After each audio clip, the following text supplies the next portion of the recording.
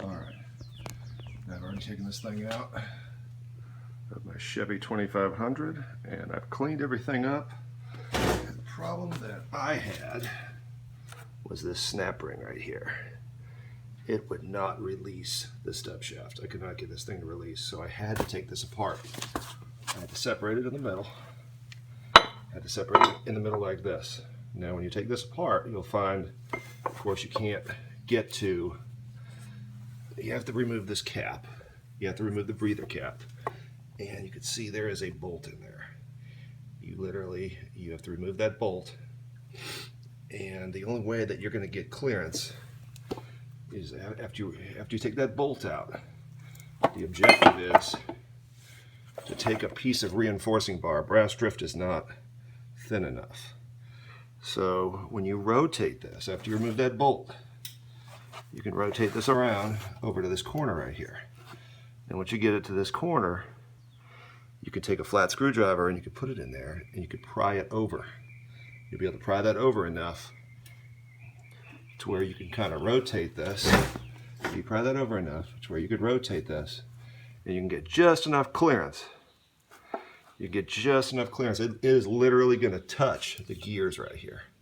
It is going to come across and it's going to run right across these splines right here. And you'll have just barely enough room to where you could stick a piece of reinforcing bar down in there and then you could hold it and bang it with a sledgehammer. I actually set this in a bucket, which is what I saw somebody else do on a video. They just set this on top of a bucket and they banged it on out.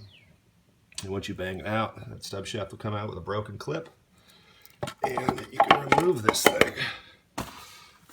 And once you remove it, like what I'm going to do, when I put this back together, I'll show you what the part is.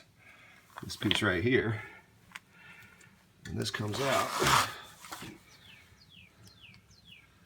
I'm going to Loctite. When I put this back in, I already cleaned it all up and everything. I'll probably clean it a little more with carb cleaner.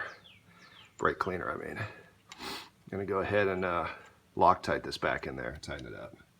And then you can set it all back in place, snap this back in when it's on the other side. This little snap ring.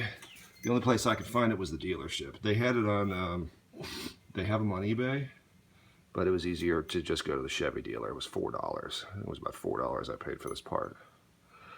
And I put all new seals. That's why I took this thing apart in the first place. And you could pull this, the U-joint, you can pull that off with a puller from O'Reilly's. It takes a few minutes to figure it out, to try to figure out what the combination is with the universal puller. But I was able to get it off of that. And when I put this back together, I'm going to use this. This is for differential and transfer cases. It resists friction. It has well, it's a special kind of RTV just for this stuff. I don't know too much about it, but this is what I'm going to use. Torque everything to 35 foot-pounds. And over here, oh yeah, that's what I wanted to show you too, because I almost dropped the ball on this myself, and there are washers in here. When you take this apart, when this sleeve comes out, there's a washer or a spacer. It's like a big spacer that goes in between here. Make sure that you don't have any play in here and that these washers didn't fall out. That is critical. And there's an O-ring on this. There's a little O-ring. And I cleaned it up. I'll probably put a little bit of black RTV on it before I put it back on. I don't feel like I want to get another O-ring. It's like a square O-ring. You could probably only get it from the dealership. And when you look over here at the axle shaft over here, for me it was easier just to take the whole thing apart. Right here, there's a washer. It just stuck to it with gear oil, you know, but it comes off. See there. Yeah, but that goes between. This sets on here. This sets on here. When you take the whole thing out, you don't have to worry about anything falling apart, which is kind of nice. But I cleaned everything up. I changed the seal in this. You just knock it out, you hold it up, you hit the bottom. Hit that flange with a hammer. But it's better to just take the whole thing apart, I find, because I watched somebody on YouTube who was really helpful. He broke his stub shaft flange, and you definitely do not want to break this. I mean, you could pry all day long on this, it's not coming out. The only way, I mean, I had to hit this thing hard. I mean, you can see where the mark is. I had to really whack this thing to get this thing to come out of here, out of this case. But I got it all cleaned up, painted everything, and now it is going back together. And I'm gonna have the fun of sticking it back up in this truck here. Show you what I've been doing. Got one of these trucks, you probably never want to get rid of it either. But I went in here and I'm gonna Loctite these axle shafts. I've seen these, the bolts will back out too. And I just wanted to really make sure that we're good. I cleaned everything up and painted everything. I really like this truck. And I'm sure most of you that own one of these really like them. The stuff breaks on them, but they never really break down. So when you get the opportunity, it's a good idea to go through and just go ahead and just replace stuff. You'll never find one of these trucks in the junkyard with any kind of new parts because they just seem to not break.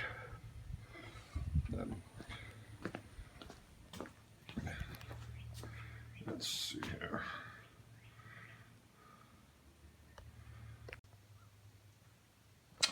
All right. I probably should have used the regular 509 sealant on this differential, but what they had at O'Reilly was this gasket maker for differentials and transfer cases, and it resists the friction modifiers that could dissolve normal RTV. So it should be good. Hopefully it's good. Everything really cleaned up. And one thing I wanted to make a note of, I was looking at it, and I didn't just want to put RTV all around everywhere. I mean, I put a generous helping of it around everything to make sure the thing doesn't leak, so I don't have to take this thing back out. But I left a space right here.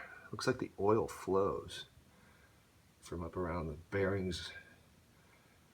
There's bearings in there, so, and it looked like the oil passes through here. So what I did was I just made the RTV so that I didn't put RTV through here.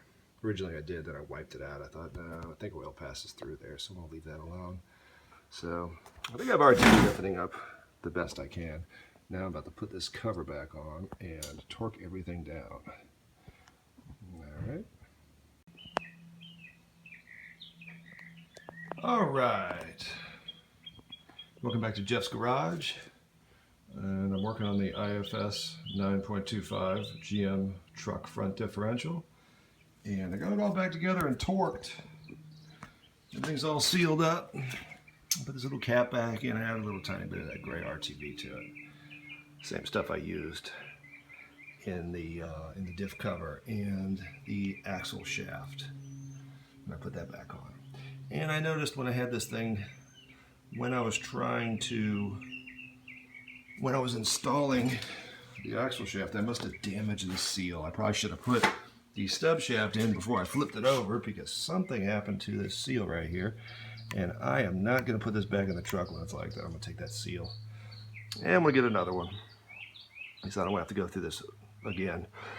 The other thing I was going to show, when you put that axle shaft in, it's good to lay it on its side so the parts don't drop out. The only way I could actually put it all together was as if it were in the vehicle. I laid it over on its side and I put my rubber mallet under it, so it was sideways so the parts wouldn't drop out. Because there's pieces in here. This actuator locks this wheel in when it slips. That's the purpose of this here. And the only way I could see to get it in is lay it on its side. That's the only way you could do it without having parts drop out and make sure everything lines up. Thought I'd add that. We get another seal and I'm going to put it in the truck, put some oil in it. Thanks for watching. Please subscribe to my channel and have a nice day.